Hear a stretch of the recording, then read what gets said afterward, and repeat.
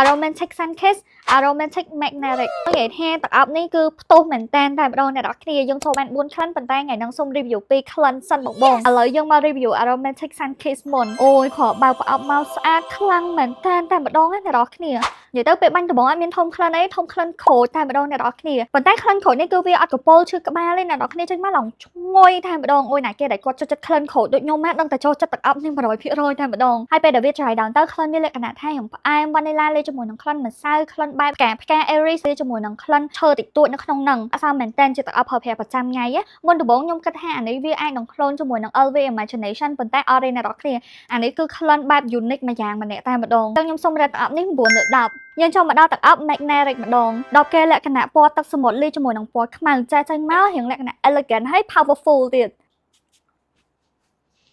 ទឹកអប់នេះបាញ់មកក្លិនរៀងឈើលក្ខណៈក្លិនក្រូចតិចតិចលាយជាមួយនឹងក្លិនផ្កា Aries ក្លិនច្រើនប្រភេទនៅក្នុងហ្នឹងលាយជាមួយនឹងក្លិនលក្ខណៈផ្អែមវ៉ានីឡានៅក្នុងហ្នឹងក្លិននេះមានអារម្មណ៍ថាគឺវា sexy គឺវាតាក់ទាញហើយវារៀងមកឈួរចាស់ទុំទៀតនិយាយទៅទឹកអប់នេះយកសាច់ការបានហ្មងអ្នកនរគ្នាទឹកអប់នេះបាញ់ឲ្យគួរឲ្យចង់នៅចិត្តតែម្ដងរបៀបថាឈ្ងុយអញ្ចឹងណាសម្រាប់วันนี้ខ្ញុំ recommend ឲ្យបងដែលគាត់បាញ់ទៅកម្មវិធីឬក៏គាត់លក្ខណៈថា